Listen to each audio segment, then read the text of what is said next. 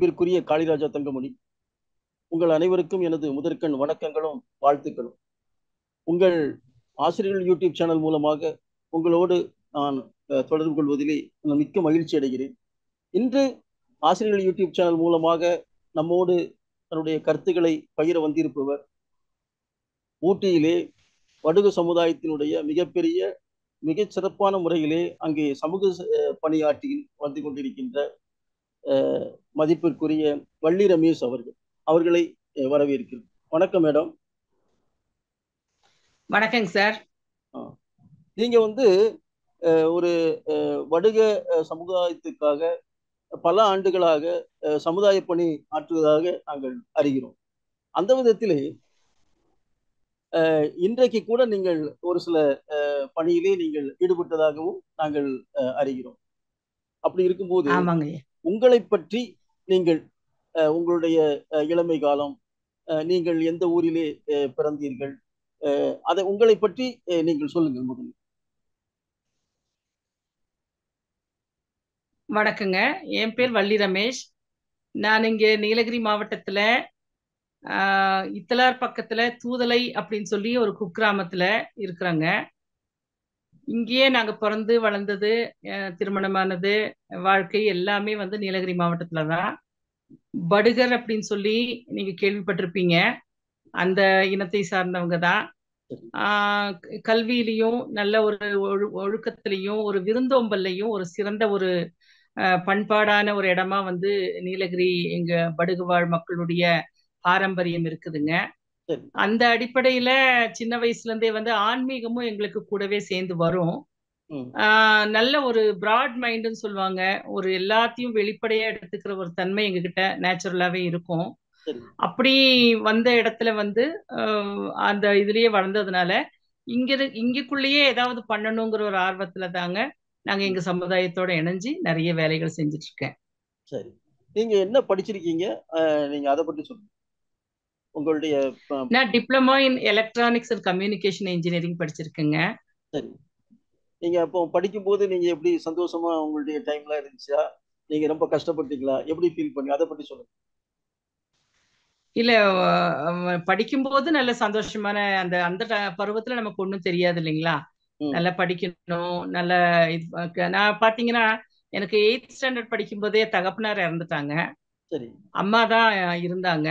அப்பத்துல இருந்து எனக்கு என்னன்னாக்கா, எதையாவது யாருமே நம்ம கிட்ட எடுத்து சொல்லாத வரைக்கும், அப்பா இல்லைங்கிற ஒரு வீடு அப்படி யாருமே நான் அட்வைஸ் பண்றேன் இல்ல நான் சொல்றேன் அப்படின்ற மாதிரி இல்லாம நானாவே கத்துக்கணும் அப்படிங்கிற ஒரு ஆர்வம் எனக்கு அப்பத்துல இருந்தே அளவுக்கு ஒரு முன்னேற்றத்தோட வந்தேன். அதே மாதிரி டிப்ளமோலையும் கிடைச்சது.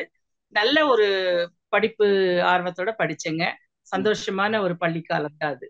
உங்களுக்கு அந்த diploma in electronics and communication கஷ்டமா ஃபீல் பண்ணீங்களா இல்லைன்னா ஈஸியாவே இருந்துச்சா? ஐயா, கவர்மெண்ட் பாலிடெக்னிக் ஊட்டியில இருக்கு, அங்கதான் படிச்சேன். 10th வரைக்கும் படிச்சது. நமக்கு சப்ஜெக்ட் படிச்சோம். ஃபர்ஸ்ட் இயர் ஃபுல்லா அந்த சப்ஜெக்ட் பாத்தீங்கன்னாக்கா ரொம்பவே நமக்கு என்னவோ அந்த மேத்தமெட்டிக்ஸ் எல்லாம் ரொம்ப கஷ்டமா இருந்த மாதிரி இருந்தது. இருந்தாலும் சொல்லி கொடுத்த ஆசிரியர்கள் நல்ல திறமையான ஆசிரியர்களாகவும் இருந்தாங்க. நமக்கு கொஞ்சம் ஆர்வம் இருந்ததுனால பெருசா கஷ்டம் தெரியலைங்கய்யா. ஓரளவுக்கு மார்க் வாங்கினேன். இப்போ உங்களுடைய ஆசிரியர்கள்ட்ட இப்போ ஏதாவது தொடர்பு இருக்கீங்களா? அந்த மாதிரி உங்களை ரொம்ப இம்ப்ரெஸ் பண்ண ஆசிரியர்கள் அப்படி ஏதாவது இருக்காங்களா? இருக்கிறாங்க. ஆசிரியர்கள் பாலிடெக்னிக்ல ஆகட்டும், பள்ளி பருவத்துல ஆகட்டும், என்னோட விஷயத்துல ஒவ்வொரு வளர்ச்சியிலும் ஆசிரியர்களுடைய பங்களிப்பு தான் ரொம்ப அதிகங்க. ஸ்கூல் டேஸ்ல பாத்தீங்கன்னாக்கா நான் ஃபர்ஸ்ட் ஸ்டாண்டர்ட்ல இருந்தே சொல்லணுங்க, எனக்குள்ள இந்த பேச்சு தன்மையையும் நாடக நடிக்கிற ஒரு என்ன சின்ன ஒரு ரோல்னாலும் அதை ரொம்ப உள்வாங்கி அப்படியே அற்புதமா நடிப்பேன் அப்படின்னு சொல்லிட்டு டீச்சர்ஸ் தான் என்னை ரொம்ப என்கரேஜ் பண்ணி கொண்டு வருவாங்கய்யா. அதே மாதிரி பாத்தீங்கன்னாக்கா ஸ்கூல் டேஸ்ல நம்ம ஹையர் செகண்டரிஸ்ல படிக்கும்போது, நம்ம இந்த 8வது 9வது படிக்கும் போதெல்லாம் எங்கேயாவது யங் ஸ்டூடெண்ட் மூவ்மெண்ட் அந்த மாதிரி எல்லாம் இருக்கும். அதுக்கு ஒரு எக்ஸாம் மாதிரி எழுதுவாங்க, அதுல நான் செலக்ட் ஆயிடுவேன். அப்போ ஹைதராபாத் அந்த மாதிரி இடத்துல கான்ஃபரன்ஸ் எல்லாம் நடக்கும். அந்த மாதிரி இடத்துக்கு போறதுக்கு வீட்டை அலோவ் பண்றதுக்கு அப்போ நம்ம அப்பாவும் இல்ல, வீட்டுல யாரும் இல்ல, யார் கூட வர்றது, அதனால வேண்டாம் அப்படின்வாங்க. எங்க குணா மிஸ்ன்னு சொல்லி ஒரு மேத்ஸ் டீச்சர், அவங்க என்ன சொல்லுவாங்கன்னா, இது ஏன் பிள்ளையா இருந்துச்சு. சொல்லுங்க. இப்போ அந்த சரிங்க. குணா சார் அப்படி சொன்னீங்களே, அவங்க ரொம்ப என்கரேஜ் பண்ணாங்க. ஆமா. அதே மாதிரி வேற சார் ஏதாவது பண்ணாங்கன்னா நிறைய பேர் வந்து உங்களுக்கு உங்களுடைய படிப்புக்கு சப்போர்ட். உண்மைதாங்க. தமிழ் ஆசிரியராகட்டும், ம், அதாவது எப்படி மார்க் ஸ்கோர் பண்ணணும் அப்படின்னு சொல்லி ம், அத ஒரு சிறப்பு மெத்தடா வந்து எங்களுக்கு ஆஃபர்லி 10th ஆஃபர்லில தான் வந்து ம். ஒரு சிஸ்டர் ஈத்தக்குட்டி அப்படின்னு சொல்லி ஒரு சிஸ்டர் இருந்தாங்க. சரி. நான் படிச்சது கான்வென்ட்ல தான். ம், அப்ப அவங்க என்ன பண்ணாங்கன்னா, நீங்க வந்து எப்படி ஸ்கோர் பண்ணணும்னு சொல்லி சில மெத்தட்ஸ் எல்லாம் சொல்லி கொடுத்தாங்க. சரி. அதுல பசுமரத்து ஆணி போல இன்னும் மனசுல இருக்கு. ம், அததான் நான் நிறைய குழந்தைங்களுக்கு நானும் சொல்லி கொடுக்குறேன். சரி. அது நிறைய பேர் வந்து என்கிட்ட நான் டியூஷனா வந்து ப்ரொஃபஷனலா எடுக்கலைனாலும் ம், எக்ஸாம் டைம்ல எல்லாம் கவுன்சிலிங் மாதிரி வருவாங்க. சரி. எனக்கு அது எல்லாத்துக்குமே பாத்தீங்கன்னா அந்த சிஸ்டர் வந்து ம், ஆணித்தரமா எப்படி பாயிண்ட் பை பாயிண்டா எழுதணும் பண்ணணும், ம், நமக்கு எந்த சப்ஜெக்ட் வந்து வராதோ அதை எப்படி ஆர்வத்தோட படிக்கணும் அப்படின்னு சொல்லி ரொம்ப அற்புதமான கிளாஸ் எடுத்தாங்க. ம், அதே மாதிரி பாலிடெக்னிக்லயும் பாத்தீங்கன்னாக்கா ஒவ்வொரு சாரும் வந்து நம்ம கூட அவ்வளோ ஒரு க்ளோஸ் ஃப்ரெண்ட்ஷிப்பா, ஏன்னா நம்ம உள்ளூருங்கிறதுனால எந்த விழா அந்த மாதிரி நடந்தா கூட எல்லாரும் வந்து கிராமத்துக்கு எல்லாம் வந்திருக்கிறாங்க. எனக்கு அதுல இன்னொரு விசேஷம் என்னன்னா, நான் செகண்ட் இயர் படிக்கும் போதே அரேஞ்சு மேரேஜ் தான். அம்மா ம், வந்து இல்ல நான் சின்ன வயசுலயே நான் உன்னை நல்ல ஒரு பாதுகாப்பான இடத்துக்கு ம், கல்யாணம் அனுப்புறேன்னு சொல்லி செகண்ட் இயர்லயே எனக்கு மேரேஜ் பண்ணி கொடுத்துட்டாங்க. சரி. அப்ப நான் வந்து ஒரு கண்டிஷன் பண்ணேன், எனக்கு வேற ம், ஒண்ணும் வேண்டாம், எனக்கு இந்த ஃபைனல் இயர் நான் முடிக்கணும். ம், ஏன்னா நான் ஏன்னா பிளஸ் டூ முடிச்ச உடனே கல்யாணம் அனுப்புறேன் நாங்க, ம், நான் வேண்டான்னு சொல்லிதான் ம், 3 வருஷம் ஒரு காலேஜ் லைஃப் மாதிரி இருக்கட்டுமேன்னு சொல்லிதான் நான் டிப்ளமோ வந்தேன். ம், இதுலயுமே செகண்ட் இயர்ல அனுப்புறாங்க அம்மா.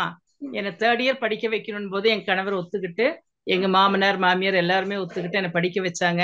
ம், ஸோ ஒரு மேரேஜ் பண்ணிட்டு பாலிடெக்னிக் போன ஒரு பெரிய அனுபவம்.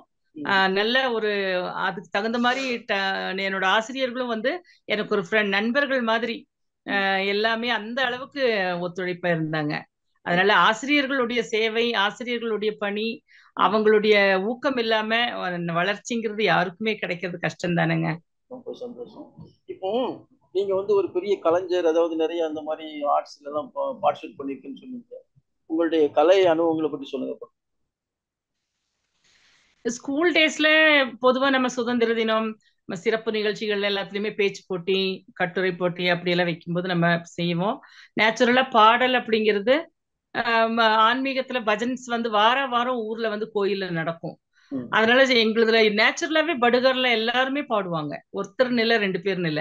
ம், படுகர் அப்படின்னாலே ஆடத் தெரியாதவங்களும் பாடத் தெரியாதவங்களும் இருக்க மாட்டாங்க. அது ம், எங்களுடைய கலாச்சாரிய பாரம்பரியத்துல அதுவும் ஒண்ணு. ம், அப்படி இருக்கும் பொழுது அது வந்துட்டு இருந்தது. ம், நாடகங்கள் அப்படி போட்டா கூட அந்த வசனங்களை வந்து அவ்வளோ ஒரு மனப்பாடம் பண்ணி உச்சரிப்பு பண்ணி, ம், அதுலயும் நான் 9th படிக்கும்போது சாணக்கியர் சபதம்னு ஒரு நாடகம். சரி. அது எங்களுடைய 14 ஊர் சேர்ந்ததுதான் எங்க ஸ்கூலு. அந்த ம், 14 ஊர் மக்களும் இன்னைக்கு நம்ம இவ்வளவு பெருசா இருக்கிறோம், அவங்களும் வந்து நிறைய வயசாயிட்டாங்க, இன்னும் யாரும் அந்த நாடகத்தை மறக்கல. ம். அந்த அளவுக்கு அந்த ஸ்கூல் டேஸ்ல பண்ண நினைவுகளை இன்னைக்கு நான் எந்த ஊருக்கு போனாலும் சொல்லுவாங்க. அதுல என்ன ரோல் அந்த பண்ணீங்க? மாதிரி. என்னங்க? அதுல என்ன ரோல் பண்ணீங்க? சாணக்கியரா நடிச்சேன். ஆ. அதானே பெரிய வசனங்கள் இருக்கும். சரி. சாணக்கியர். அப்போ ம், அந்த அளவுக்கு அந்த சாணக்கியர் கேரக்டர் எடுத்து பண்ணி ம், ரொம்ப அற்புதமான ஒரு நாடகமா அது இருந்ததுங்க. ம், அது எனக்குமே வாழ்க்கையில இன்னும் அப்பெல்லாம் இந்த ரெக்கார்டிங் வசதி எல்லாம் இல்ல. நம்ம அதை ரெக்கார்ட் பண்ணி வைக்கிறோம். இந்த ம், மாதிரி தொலைத்தொடர்பு எல்லாம் அப்ப நமக்கு இல்லைங்க. சரி. அதனால அந்த பசுமையான நினைவுகள் தான் எங்க ஆசிரியர்கள்ல இருந்து ம், எங்க சுத்து வட்டாரத்துல இருக்கிற கிராம மக்கள்ல இருந்து நாங்க எல்லாருமே வச்சிருக்கிறோங்க ஐயா. சரி.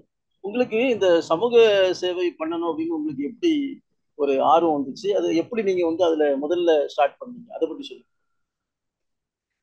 பாத்தீங்கன்னா மேரேஜ் வந்து காலேஜ் டேஸ்லயே ஐ மீன் பாலிடெக்னிக் படிக்கும் போதே மேரேஜ் நடந்தது. அப்புறம் ஃபேமிலி அது இதுன்னு ஒரு 2 3 வருஷம், அப்புறம் குழந்தை, அற்புதமான கடவுள் அருளால ஒரு குழந்தை. அது நேச்சுரலா ஒரு ஃபேமிலியா ஒரு ஹவுஸ் ஒய்ஃபா அப்படியே லீட் பண்ணிட்டு இருக்கும்போது எனக்குள்ள ஒரு சிந்தனை என்னன்னாக்கா, எங்க அப்பா வந்து சின்ன வயசுல குடியினால தான் இறந்தாரு. சரி. நல்ல லேண்ட்லார்டு, நல்ல எஜுகேட்டடு. அப்பா அந்த காலத்திலேயே ராமகிருஷ்ணா மிஷன் வித்யாலயால படிச்சவங்க. அவ்வளோ ஒரு ஒழுக்க சீலர். அந்த அளவுக்கு டிசிப்ளின்டா இருக்கிறவரு. ஆனாலும் அந்த குடிங்கிறது வந்து அவர் வந்து ஒரு ஹார்ட் அட்டாக்ல கொண்டு போய் விட்டுருச்சு. இத்தனைக்கும் ரொம்ப பெரிய குடிகாரும் கிடையாது. அப்போ அது ஒரு ஆழமான வலி எனக்கு. அதே மாதிரி என்ன 38 வயசுல எங்க அப்பா இறக்கும்போது அதை ஜீரணிக்கவே முடியல என்னால. அதே மாதிரி என்னோட மாமாவும் அதே மாதிரிதான். அவரும் அந்த சின்ன வயசுலயே அந்த தாக்கம் வந்து எனக்குள்ள இருந்துட்டே இருந்தது. எங்க சொந்தம் பந்தம் பொதுவாவே படுகு கலாச்சாரத்துல தெரிஞ்சோ தெரியாமையோ மது பழக்கத்துக்கு சீக்கிரத்துல அடிமையாயிட்டாங்க. இது ஒரு குளிர் பிரதேசம்ன்றதுனாலயும் விழாக்கள் அதிகமா எடுக்கிறதுனாலயும் அப்படி ஒரு வந்ததுனால இதன் மேல வந்து ஒரு வெறுப்பும், இதுல இருந்து வெளியே வரணுங்கிற ஒரு எண்ணமும், இதுக்கு ஏதாவது செய்யணுமே அப்படிங்கிற ஒரு எண்ணமும் வந்து எனக்குள்ள ரொம்ப நாளா அந்த ஸ்கூல் டேஸ்ல இருந்தே இருந்தது. ஆனா அது எப்படி செய்யணும்னு போதுதான் அது ஒரு வடிவமா தான் வந்து சமூக சேவையில நான் ஈடுபடுறதுக்கு ஒரு உந்து சக்தியா இருந்ததுங்க. குறிப்பா இப்ப இளைஞர்கள் எல்லா இடத்துலயுமே வந்து இதை அதிகப்படுத்தி போகும்போதும் நான் வந்து தனியா ஆளா போய் ஒரு ஒரு கிராமமா குடிக்காதீங்க, நீங்க வந்து இந்த மாதிரி பண்ணக்கூடாது, இதை பத்தி நான் பேசுறதுக்கு வந்திருக்கிறேன், இந்த மாதிரி பண்ணலாங்க, நீங்க 4 பேர் வாங்க அப்படின்னு சொல்லி அங்க இருக்கிற எத்தனை பேர் அந்த நேரத்துல இருக்கிறாங்களோ அவங்கள கூப்பிட்டு பேசினாக்கா சிலர் அதை ஏத்துக்குவாங்க, சிலர் அதை அலட்சியமா பார்ப்பாங்க, சிலர் இதெல்லாம் ஒரு விஷயம்னு சொல்லி பேச வர்றீங்களா, அது அவங்கவுங்க இஷ்டம் தானே அப்படின்னுவாங்க. இதெல்லாம் நான் சொல்றது ஒரு 18 வருஷத்துக்கு முன்னாடிங்க. சரி. அப்பத்துல இருந்து நான் ஆரம்பிச்சேன். இப்ப அதை ஆரம்பிச்சு 18 வருஷம் ஆயிடுச்சுங்க. அதாவது அப்போ பாத்தீங்கன்னா இது ஒரு பெரிய விஷயமே இல்லையே, இது அது அவங்கவுங்க இஷ்டம் தானே அப்படின்னு எல்லாம் சொல்லுவாங்க. சிலர் வந்து ஏமா உனக்கு வேற வேலை இல்லையா இங்க வந்து இப்படி பேசுறதுக்கு அப்படின்வாங்க. சிலர் வந்து நல்லா ஆதரிப்பாங்க, பரவாயில்ல இந்த வயசுல இப்படி வந்து எல்லாரும் கூட பேசி ஒரு அக்கறையோட வராங்களே அப்படின்வாங்க. அப்படி போட்டு வந்தது தாங்க ஏன் இந்த மது ஒழிப்புக்கு ஒரு போராளியா நான் என்ன முன்னிலைப்படுத்தி நானாவே வந்தது தாங்க, விரும்பி ஏத்துக்கிட்டு வந்ததுதான். நீங்களே வந்து ஒவ்வொரு ஊருக்கும் போயிட்டு அங்க உள்ள மக்கள்ல வந்து இந்த மாதிரி ஒரு மதுக்கு வந்து இது பண்றவங்களை வந்து நீங்க பேசி அது ஒரு பெரிய ஒரு அது வந்து அது ஒரு யாருமே வந்து அது பண்ண முடியாத அல்லது அது ஈஸியான ஒரு செயலாவே இல்லை. அதுல கூட நீங்க வந்து இவ்வளவு தூரத்துக்கு ஒரு தைரியமா ஒவ்வொரு ஊருக்கும் போயிட்டு இந்த மக்கள்கிட்ட வந்து நேரடியாவே நீங்க பேசுறீங்கிறது வந்து ஒரு பெரிய அது சாதாரண மக்கள்லாம் வந்து பண்ண மாட்டாங்க யாருமே. ஆனா நீங்க ஒரு 18 வருஷமா இதை நீங்க பண்ணிட்டு இருக்கீங்கன்னு சொல்றீங்க. ஆமாங்க ஆமாங்க. 18 வருஷத்துல வந்து இன்னைக்கும் எந்த ஊருக்கு போனாலும் இன்னைக்கு நான் வந்து அடையாளப்படுத்தப்பட்டுட்டேன். ஒரு 7-8 வருஷம் தொடர்ந்து செய்யவும் எல்லா மக்களாலையும் மது என்னை பார்த்தாலே வந்து குடிச்சவங்க கூட பஸ்ல இருந்தாங்கன்னா வள்ளிக்கா இருக்காங்க அப்படின்னு சொல்லிட்டு ஒதுங்கி போவாங்க. சிலர் நேரடியா வந்து கால்ல விழுவாங்க, தெரியாம செஞ்சுட்டேன் அப்படின்னு சொல்லிட்டு போவாங்க. சிலர் அழுவாங்க, சிலர் என்னை கூப்பிட்டு திட்டுவாங்க, நீ என்னவோ பெருசா சொல்ற, எனக்கு இருக்கிற கஷ்டம் உனக்கு தெரியுமா அப்படின்னு வந்து சண்டை போடுவாங்க நடு ரோட்ல. அப்படி நிறைய அனுபவங்கள் இதுல. அது எல்லாத்தையுமே தாண்டி நான் வந்து தொடர்ந்து அதற்கு கூடவே தான் பயணிச்சிட்டு இருக்கேங்க. அதுக்கப்புறமா தான் வந்து இதுக்கு ஏதாவது ஒரு முடிவு என்ன அப்படின்னு பார்க்கும்போது எனக்கு ஆல்கஹாலிக் அனானிமஸ் அப்படின்ற ஒரு அமைப்பு பத்தின ஒரு தொடர்பு கிடைச்சது. அதனுடைய புக்ஸ் என்னங்க சொல்லுங்க. ஆல்கஹாலிக் அனானிமஸ் அப்படின்னு சொல்லி ஒரு அமைப்பு, அவங்க வந்து உலகளாவிய அமைப்பு தான், அது இந்தியாவில இருக்கு. அப்ப நான் கேள்விப்பட்ட காலத்துல மும்பைல சென்னையில அந்த மாதிரி பெருநகரங்கள்ல தான் செயல்படுது. எங்களை மாதிரி இந்த சின்ன சின்ன ஏரியால இல்ல அப்படின்ற மாதிரி இருந்தது. சோ அதை இனிஷியேட் பண்ணி நாங்க ஒரு 4-5 பேரோட சேர்ந்து அதை கொண்டு வந்து அதனுடைய வழிமுறைகள் எல்லாம் என்ன ஏது அப்படிங்கறத நாங்க முதல்ல ஸ்டடி பண்ணி அது எப்படி மக்கள்கிட்ட, நம்ம ஏரியா மக்கள்கிட்ட, நம்ம பகுதி மக்கள்கிட்ட, நம்ம படுகர் இன மக்கள்கிட்ட எப்படி கொண்டு போக முடியும் அப்படின்னு சொல்லி அதை மாத்தி அப்படியே கொஞ்சம் கொஞ்சமா கொண்டு போய் அதுல சில பேர் எல்லாம் வந்து அந்த ரெக்கவர் ஆகி டீஹாபிடேஷன் அந்த இதுக்கு வந்து சென்டருக்கு வந்து அவங்க ரெக்கவர் ஆகி அவங்க குடும்ப வாழ்க்கை நல்லபடியா நடத்துற மாதிரி அவங்க சூழ்நிலை வரும்போதுதான் எனக்கு பெரிய நம்பிக்கையே வந்ததுங்க. அப்படி அடிப்படையா ஒருத்தர் 2 பேர் மாறின உடனே அவங்கள பார்த்து இன்னொருத்தர், அவங்கள பார்த்து இன்னொருத்தர்னு எந்த அளவுக்கு அது எப்படி முதல்ல எப்படி எதிர்த்தாங்களோ அந்த அளவுக்கு வேகம் எடுக்க ஆரம்பிச்சதுங்க. எல்லாருமே வந்து சரி இதுல இருந்து வெளியே வந்துடணும், இதுக்கு ஒரு வழி இருக்குது அப்படின்ற மாதிரி எல்லாருமே வெளியே வர ஆரம்பிச்சாங்க. அந்த நேரத்துல பாத்தீங்கன்னா எனக்கு கீழே வந்து நான் ஆரம்பிச்சு வச்சதுல இருந்து அதுல இன்ஸ்பயர் ஆகி ஒரு பெரிய இளைஞர் கூட்டம் கலாச்சார பாதுகாப்பு இயக்கம்னே ஒண்ணு ஆரம்பிச்சாங்க. அவங்களும் வந்து என்ன பண்ணுவாங்கன்னாக்கா, சரி நீங்க மட்டும் தனியா போராட வேண்டாம், நீங்க போற இடத்துக்கு நாங்களும் வரோம் அப்படின்னு சொல்லி எனக்கு துணையா வருவாங்க. அதுக்கப்புறமா அவங்க நிறைய டிராவல் பண்ணுவாங்க. ஒரு 4 நாள் அவங்க போனாங்கன்னா 5வது நாள் என்னை வந்து ஒரு சீஃப் கெஸ்டா அந்த இடத்துக்கு வந்து நீங்க பேசிட்டு போங்க, நீங்க வெறுமனே வந்து இப்படியே நீங்க அலைஞ்சிட்டே இருக்க வேண்டாம், நாங்க எல்லாம் ஆர்கனைஸ் பண்ணி வைக்கிறோம், நீங்க அந்த இடத்துக்கு வந்து நீங்க சிறப்பு உரை மட்டும் ஆற்றி நீங்க அந்த இடத்துல அந்த இது பண்ணி கொடுங்க, நாங்க கிரவுண்ட் ஒர்க் எல்லாம் நாங்க பாக்குறோம் அப்படின்னு ஒரு சப்போர்ட்டா வந்தாங்க. அப்படியே இருக்கும்போதுதான் முதல் முறையா நம்ம நீலகிரியில் இருக்கக்கூடிய உள்ளூர் தொலைக்காட்சியில இத ஒரு இன்டர்வியூவா கொடுக்க சொன்னாங்க. நானும் தைரியமா போய் முதல் முறையா மீடியாக்குள்ள போய் இன்டர்வியூவா கொடுக்குறேன். அது எல்லாத்துக்குமே என்னுடைய ஸ்கூல் டேஸ் அனுபவம் தான் அந்த தைரியம் கொடுத்ததுங்க. ஸ்கூல் டேஸ்ல இருந்து எனக்கு என்கரேஜ் பண்ணி வந்ததுனாலதான் என்னால தெளிவா ஒரு விஷயத்த புரிய மாதிரி எடுத்து சொல்லக்கூடிய அந்த சக்தி வந்து எனக்கு என்னோட ஸ்கூல் டேஸ்ல இருந்தே கிடைச்சதுங்க. இப்போ அந்த உங்களுடைய அந்த உள்ளூர் சேனல்ல வந்து நீங்க இப்போ பல வருஷமா பயணிக்கிறதா நான் கேள்விப்பட்டேன். அதை பற்றி உங்க சொல்லுங்க, அங்க என்ன செய்றீங்க? அதுதாங்கய்யா, இப்போ அந்த உள்ளூர் சேனல்ல இன்டர்வியூ எடுக்கும்போது அந்த இன்டர்வியூல பார்த்துட்டு இது எங்களுக்கு தொடர்ந்து வேணும், இந்த நிகழ்ச்சி வந்து நல்லா இருக்கு, இது இப்படி இருந்தா ஒரு வாரத்துக்கு ஒரு நாளாவது இந்த நிகழ்ச்சி இருந்ததுன்னா எல்லாத்துக்குமே ஒரு அவேர்னஸ் இருந்துட்டே இருக்கும், தொடர்புலயும் நம்ம இருந்துட்டே இருப்போம் அப்படின்ற மாதிரி ஒரு உணர்வு வரவே சரி நானாவே முன்னெடுத்து சரி நான் வார வாரம் நடத்துறேன் அப்படின்னு சொல்லி புதன்கிழமை ஒள்ளித்தாகலி அப்படின்ற எங்க படுகு தலைப்பு, அதாவது நல்லதே நடக்கட்டும் அப்படின்ற மீனிங் அதுக்கு. அந்த ஒள்ளித்தாகலின்ற தலைப்புல ஒரு சமூக விழிப்புணர்வு நிகழ்ச்சியா நான் நடத்திட்டு வந்தேங்க. அது ஒரு லைவ் ப்ரோக்ராம். லைவ் ஆன் பண்ணோம் அப்படின்னாக்கா நம்ம ஒரு 10 நிமிஷம் 15 நிமிஷம் இந்த கருத்துக்களை சொல்லுவோம், அந்த வாரத்தினுடைய சிறப்பு செய்தி மாதிரி சொல்லுவோம். அப்புறம் லைவ் ஆன் பண்ணோம்னாக்கா எல்லாருமே காலர்ஸ் வருவாங்க. அதுல வந்து என்ன பண்ணுவாங்கன்னா குணம் அடைஞ்சவங்க, இல்ல பிரச்சனையில இருக்கிறவங்க, இல்ல ட்ரிங்க்ஸ் பண்ணி இருக்கிறவங்க கூட பண்ணுவாங்க, போன்ல அழுவாங்க, திட்டுவாங்க, அந்த மாதிரி அவங்களுக்கு என்ன தோணுதோ அந்த நேரத்தை லைவ் ப்ரோக்ராம் தானங்க, கண்ட்ரோல் பண்ண முடியாது, பேசுவாங்க, நம்மளா கட் பண்ணிக்கலாம், அந்த ஆப்ஷன் இருந்தது. யாருமே அதுல வந்து பாத்தீங்கன்னா எல்லாருமே வந்து நான் அதுல கத்துக்கிட்டது என்னன்னா, குடிங்கிறது வந்து ஒரு நோய். இது வந்து யாருமே அவங்களோட வேணும்னு செய்யறது இல்ல, அந்த பழக பழக அது அவங்கள வந்து ஒரு நோயாளியா மாத்திடுறது. அதனால எனக்கு குடிநோயாளிகள் மேல ஒரு அன்பும் அக்கறையும் தான் வந்ததே தவிர வெறுப்பு வரவே இல்லைங்க, இன்னைக்கு வரைக்கும் வரல. அவங்க அந்த நோயினுடைய தன்மை, அந்த நோயினுடைய தீவிரம், அது வளரும் தன்மை கொண்ட ஒரு நோய், அது நாளுக்கு நாள் வளரும். முதல்ல வந்து அக்கேஷனல் ட்ரிங்கரா ஆரம்பிப்பாங்க, டே பை டே அது சோசியல் ட்ரிங்கரா மாறும், அப்புறமா அது ப்ராப்ளம் ட்ரிங்கரா கொண்டு போய் விடும். இந்த பிரச்சனைக்குரிய நோயாளியா மாறும்போது மட்டும்தான், குடியாளியா மாறும்போது மட்டும்தான் சமூகத்துல ஏளனமா பார்க்கப்படுவாங்க. அது வரைக்கும் சோசியல் ட்ரிங்கரா இருக்கிற வரைக்கும் அவங்க யாரும் வெளியே தெரியாது. ஆனா அந்த சோசியல் ட்ரிங்கர்ல இருந்து ப்ராப்ளம் ட்ரிங்கரா மாறுறதுக்கு கொஞ்ச நேரம் தான். அதனால வந்து பாத்தீங்கன்னா அது இந்த அக்கேஷனல் ட்ரிங்கரா இருக்கிறவங்களை கூட நம்ம வெளியே கொண்டு வரணும் அப்படிங்கிற ஒரு எண்ணத்துலதான் நம்ம செயல்பட்டமே தவிர, இந்த குடிநோயாளிகளை பார்த்து வெறுக்கிறதோ அருவருப்பு ஆகுறதோ இவங்க இப்படி பேசிட்டாங்களேன்னு வருத்தப்படுறதோ இதுல எந்த இடத்துலயும் நடந்ததே இல்லைங்க. ஏன்னா அவங்களே ஒரு நோயாளி கிட்ட நம்ம எப்படி நடந்துக்கணுமோ அந்த பக்குவத்துல நடந்துக்கணும் அப்படிங்கிறத நான் பெண்களுக்குமே வந்து அதை ஒரு கவுன்சிலிங்கா கொடுப்பேங்க. இப்போ வீட்டுல வந்து பிரச்சனை இருக்கும், கணவர் குடிக்கிறாருன்னா அதை கையாளுறது வந்து பெண்களுக்கு வந்து ரொம்ப சாமர்த்தியமா முடியும்.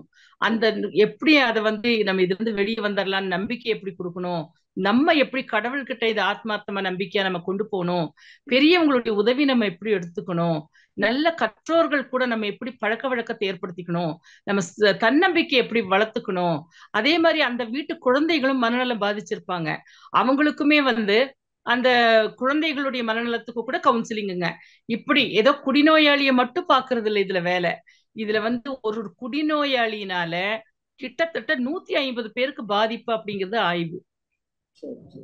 ஒருவர் குடிச்சா அவர் மட்டும் பாதிக்கிறது இல்ல, அவர் பண்ற அந்த குடிநோயாளியின் அந்த நேரத்துல அவர் குடிக்கிறதுனால 150 பேருக்கு பாதிப்பு ஏற்படுது. சமூகத்திலையும் சரி, அக்கம் பக்கத்திலையும் சரி, உறவினர்களையும் சரி, நண்பர்கள் வட்டாரத்திலையும் சரி, ஒரு மன உளைச்சல், ஒரு கவலை, ஒரு நேரம் அவங்களுக்காக கொடுக்கறது, அதே மாதிரி பாத்தீங்கன்னா தேவையற்ற வீண் விவாதங்கள், வன்முறை, இந்த மாதிரி நிறைய விஷயங்கள்ல வந்து உள்ள இருக்கிறத உணர ஆரம்பிச்சு அந்த ஸ்டடீஸ்ங்க ஆல்கஹாலிக் அனானிமஸ்குள்ள போக போக அங்க கத்துக்கிறதும் அதை இங்கத்துக்கு இம்ப்ளிமெண்ட் பண்றதும் இது ஒரு பெரிய இதா பாத்தீங்கன்னா இந்த அடிப்படையில இன்னைக்கு தமிழ்நாடு முழுக்க எங்க போனாலும் எப்பேற்பட்ட ஒரு குடிநோயாளியானா கூட என்னால பேச முடியும்.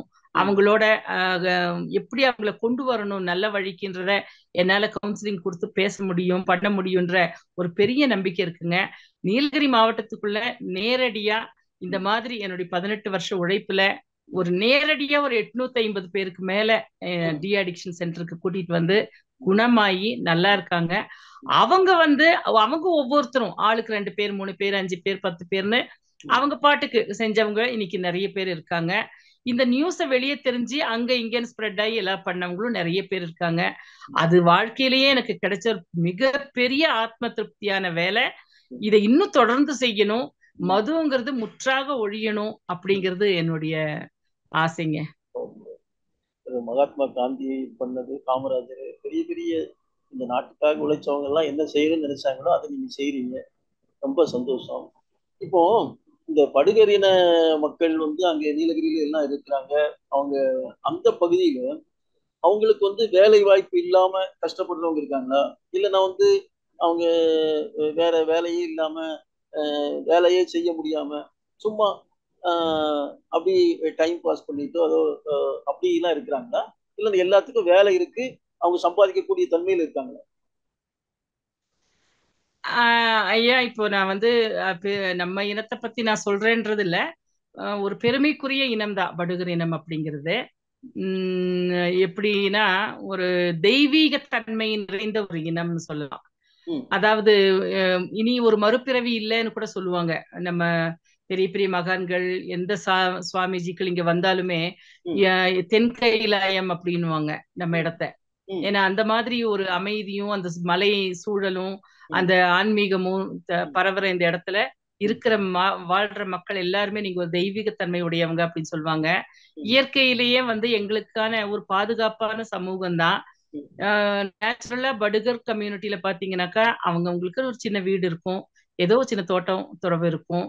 முந்தி எல்லாமே மேய்ச்சல் காடு தான், ஆடு மாடு வளர்ப்பு, ஆடு இல்ல மெயின் மாடு தான் வளர்ப்பு இருந்தது. அதுக்கடுத்து பாத்தீங்கன்னா கொஞ்சம் நாள் ஆக ஆக அது தேயிலை தோட்டமா மாறிச்சு. எங்களுக்கான உணவுப் பொருள்கள் முந்தி நாங்க இங்கேயே கோதுமை, ராகி, சாமை இப்படி சிறுதானியங்கள் ஃபுல்லாவே இங்க விளைவிச்சோம். கீரை வகைகள் அத்தனையும் வரும், பழ வகைகள் வரும், கிழங்கு வகைகள் வரும். அப்படி இருந்தத வெள்ளைக்காரருடைய இதுல பீரியடுக்கு அப்புறம் என்ன ஆயிடுச்சுன்னா வெறும் இங்கிலீஷ் காய்கறி வெஜிடபிள்ஸ் போட்டு அது மணி மைண்டடா மாத்திட்டோம். அப்ப எங்க சிறுதானியத்துல இருந்து படிப்படியா வெளியே வந்துட்டோம். அதுக்கப்புறமா அரிசி தான் உணவு, பிரதான உணவு. ராகி எடுத்துக்குவோம், நாங்க விளைவிச்சது கம்மி, வெளியில இருந்து வர்றதுதான் ஜாஸ்தி. அப்படி இருந்தது. இப்போ தேயிலை போட்டதுக்கு அப்புறம் அந்த பண்ணிட்டு இருந்த சின்ன சின்ன விவசாயம் கூட சில பேர் கம்மி பண்ணிக்கிட்டாங்க. ஒரு அளவுக்கு அந்த தேயிலைக்கு நல்ல விலை இருந்ததுன்னா நீலகிரி மக்களுக்கு, படுகர் மக்களுக்கு வாழ்வாதாரத்துக்கு பிரச்சனையே இல்லை. ஆனா தேயிலைக்கு போதிய விலை இல்லை, பசும் தேயிலைக்கு விலை இல்லை, அது நஷ்டத்துலதான் ஓடிட்டு இருக்கு. இருந்தாலும் உழைக்கிறாங்க, நல்ல பெண்கள் ரொம்ப கடுமையா உழைக்கிறாங்க, ஆண்களும் உழைக்கிறாங்க. நிறைய படிச்சவங்க கவர்மெண்ட் உத்தியோகத்துல இருந்த வரைக்கும் இருந்தாங்க. இப்ப காட்ஸ் கிரேஸ் எல்லா குழந்தைங்களும் வீட்டுக்கு ஒரு என்ஜினியர் மாதிரி எல்லார் வீட்லயும் ஒருத்தர் 2 பேர் என்ஜினியர் படிச்சு அவங்க ஒரு கம்பெனிலன்னு சொல்லி வெளியே இருக்கிறாங்க.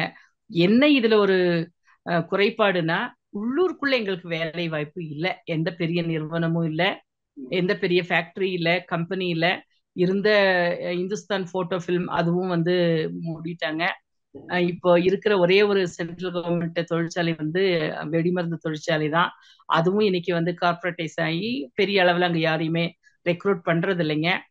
அப்படி இருக்கிறதுனால பெரிய வேலை வாய்ப்புக்கான பெரிய பெரிய கம்பெனியோ அதுவோ இதுவோ இது ஹில் ஏரியான்றதுனால அந்த அளவுக்கு எதுவுமே இல்லாததுனால எல்லாருமே மைக்ரேட் ஆகி இங்கிருந்து சென்னை, மும்பை, பெங்களூர், ஃபாரின்க்கு, அதே மாதிரி கோயம்புத்தூர் மெயினுங்க.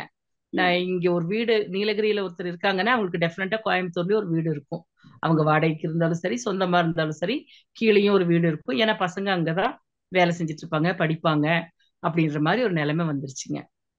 அப்பதான் இது இந்த நிலைமையை நம்ம கரெக்ட் பண்ணி தானே ஆகணும். ஏன்னா ஏன்னா வந்து டூரிசம் வந்து இல்ல அங்க இருக்கு. டூரிசத்துல உங்க மக்கள் வந்து ஈடுபட மாட்டாங்களா? டூரிசம் இருக்குங்க.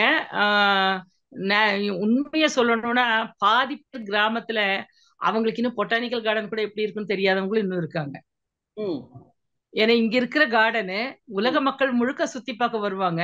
ம். இன்னும் பாதி பேர் வந்து கிராமத்துல இருந்து வந்து அந்த கார்டன், ஏன்னா எல்லா பக்கமும் பசுமையா இருக்கு எங்களுக்கு, ம். இதுல தனியா பாக்குறதுக்கு என்ன இருக்குன்ற ஒரு இது, ஏன்னா அது கூடவே வாழ்றதுனால. ம். அதனால வந்து பெருசா நாங்க அந்த டூரிசத்துலயோ இல்ல ஒரு மணி மைண்டட்லயோ இது வரைக்கும் இயங்கலைங்க. இப்பதான் கொஞ்சம் கொஞ்சமா ஒரு ஒருத்தர் ரெண்டு பேர் அங்கங்க சொல்லிக்கிற மாதிரி வியாபார ரீதியா கொஞ்சம் செயல்படுறாங்க. தொழிலதிபர்களா அங்க அங்கன்னு கொஞ்சம் இருக்கிறாங்க. மெயின் டீ ஃபேக்டரி ஓனர்ஸ் ஒரு 10 பேர் 15 பேர் விரல் விட்டு என்ற அளவுக்கு தேயிலை வந்து பசுந்தேயிலையே தேயிலையா மாத்தி எக்ஸ்போர்ட் பண்றவங்க ஊருக்குள்ள 15-20 பேர் வந்து நம்ம கம்யூனிட்டியில இருப்பாங்க. மிச்சம் எல்லாம் பாத்தீங்கன்னா இப்பதான் சின்ன சின்ன வியாபாரங்களை வந்து எடுத்து செய்யறாங்க. மெயின் நாங்க துணி கடை அந்த மாதிரி கடை கூட நாங்க இது வரைக்கும் நீலகிரிக்குள்ள பெருசா நாங்க வச்சு அதுல வளர்ச்சி அடைஞ்சது இல்லை. எங்களுக்கு தெரிஞ்சது விவசாயமும் நம்ம தோட்டமும் நம்ம கலாச்சாரமும் நம்ம மண்ணும் மரமும் இதேதான் பழகிட்டோம். இல்லைன்னா படிச்சு வேலைக்கு போறது, ஒண்ணு கவர்மெண்ட் எம்ப்ளாயா போறது, இல்ல பிரைவேட்ல நல்ல சம்பளத்துல இருக்கிறது. இது இது அப்படியே இந்த தொழில் அப்படிங்கிறது வந்து இப்பதான் கொஞ்சம் கொஞ்சம் பண்றாங்க. இனி அது இந்த டூரிசத்துல கொஞ்சம் கவனம் செலுத்துறதுங்கிறது ரொம்ப குறைவுங்க.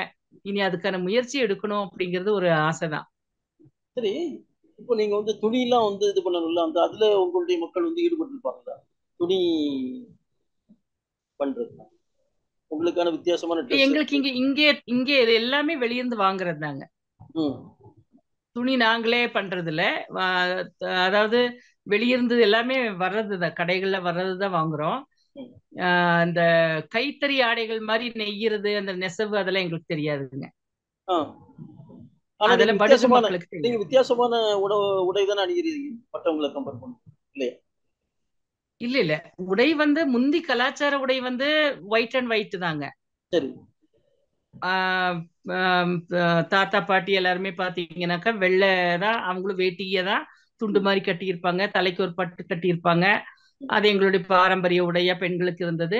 ஆண்கள் வெள்ளை சட்டை போட்டிருப்பாங்க, சீலை மாதிரி ஒண்ணு வந்து மேல போத்தி இருப்பாங்க. சோ இது வந்து கலாச்சாரத்துல இருந்தாலும் அப்பவுமே வந்து கடையில வாங்குறது தான், நாங்களா நெஞ்சது கிடையாது. சரி சரி. ஏன்னா இங்க எதுவுமே இல்லையே, பருத்தியோ நூலோ எதுவுமே இல்லைங்களே. அந்த மாதிரி நான் சுயமா வந்து துணி வந்து நாங்க செய்யறது இல்ல. எங்களுக்கு இங்க உணவு தயாரிப்பு, பால் பொருட்கள் தயாரிப்பு, வீட்டுல எப்போது பால் இருக்கும், நெய் இருக்கும், மோர் இருக்கும், வீடு முழுக்க அதுதான் பண்டான்னு சொல்லி அந்த கால்நடை இதுக்கு தான் வந்து அந்த அளவுக்கு ஒரு வரவேற்பு. வீட்டுல எவ்வளவு கால்நடை இருக்குங்கிறது தான் சொத்து. அதே மாதிரி தோட்டத்துல விளைவிக்கிற பொருள், கீரையா மத்ததா காயா எல்லாமே வந்து நேச்சுரலா நாங்க செஞ்சு சாப்பிட்டு அந்த ஹெல்த் தான். நடப்பாங்க முந்தி மாதிரி. அஹ் இப்பதான் வண்டி, முந்தியெல்லாம் அந்த வண்டி சர்வீஸ் எல்லாம் இல்லை. எந்த ஊருக்கு வேணாலும் நடந்து போவாங்க, நடந்து வருவாங்க. இன்னமும் அந்த ஒற்றுமையும் அந்த இதுவும் எங்களுடைய குலதெய்வ வழிபாடுல வருஷத்துக்கு ஒரு தடவை 48 நாள் ம். அதே மாதிரி நடைப்பயணமாவே ஒரு ஒரு ஊரா போய் அந்த விழாவை வந்து சிறப்பா கொண்டாடுவாங்க. ம். அது அந்த பாரம்பரியமா செஞ்சுட்டு வர வேலைகள் கொஞ்சம் அப்படி இருக்கிறதுனால எங்களுக்குள்ள இன்னும் அந்த உணர்வு இருக்கு. அதே மாதிரி நாங்க பேசுற மொழி வந்து ஒரு வித்தியாசமான மொழிங்க. சரி. இப்போ ஏன்னா நீங்க படுகு அப்படிங்கிறது தனி. உங்க மொழியில என்னங்க? வந்து நீங்க வந்து வாழ்த்துக்கள் சொல்லுங்க இந்த மக்களுக்கு, தமிழ்நாட்டு மக்களுக்கு நீங்க வாழ்த்துக்கள் சொல்லுங்க. நம்ம வந்து இப்போ நிச்சயமா சொல்லலாங்க. சொல்லுங்க. நம்மளது வந்து பாத்தீங்கன்னா எங்களுக்கு எழுத்து கிடையாது, லிட்ரஸி கிடையாது, சரி. வெறும் மொழி, வழக்காடு மொழி தான். பேரு ஆனா அந்த வழக்காடு மொழி மொழி பேரு படுகு. படு. ம். படுகு ம். படுகு மொழின்னு சொல்லுவாங்க. சரி. சோ இது வந்து பேச்சு வழக்குல தான். ஆனா என்னன்னா இன்னைக்கு வரைக்கும் அது வந்து அழியாம இருக்குன்னா எங்க வீடுகள்ல யாரை பார்த்தாலுமே நாங்க வந்து படுகுலயே பேசுறோம். அது சரி. ஒரு பெருமையாவே எடுத்துட்டு இருக்கோம். கண்டிப்பா. ஒருத்தர் பார்த்தா அது படுகுல பேசுறது எங்களுக்கு ஒரு கௌரவம். சரி. ஓ அவர் நம்ம படுகர் அப்படின்னாக்கா, ஓ எங்க ஒரு சென்னையிலேயே பார்த்தா கூட அப்படியா நான் நீலகிரியா அப்படின்னா நீங்க படுகாவா அப்படின்னு கேட்போம். சரி. ஆமாண்ணே எந்த ஊர் அப்படின்னு சொல்லிட்டாலே எங்களுக்குள்ள சொந்தம் வந்துரும். சரி சரி. ஒரு இப்போ சின்ன கம்யூனிட்டி தானேங்க ஐயா. சரி சரி. ரொம்ப சந்தோஷம் உங்ககிட்ட பேசுனதுக்கு. நம்மளுடைய பேட்டியினுடைய இதுக்கு இறுதிக்கட்டத்துக்கு வந்துட்டோம். ரொம்ப சந்தோஷம் நீங்க உங்களை பற்றி சொன்னதெல்லாம். இப்போ ரொம்ப இந்த நல்லா மது இருந்துச்சு. ஒழிப்பு சம்பந்தமா, இந்த குடிநோயாளிகளுடைய இது சம்பந்தமா நம்ம விரிவா நீங்க சொல்லுங்க. இன்னொரு இதுல பேசலாம். சரி சரி. ஓரளவு நீங்க இன்னைக்கு ஒரு இன்டர்வியூ சரி எடுத்திருக்கீங்க. இப்போ நான் வந்து எனக்கு இப்போ வந்து நீங்க இந்த ஒரு தமிழ்நாட்டு மக்களுக்கு சொல்றதா உங்களுடைய மொழியில சொல்லுங்க.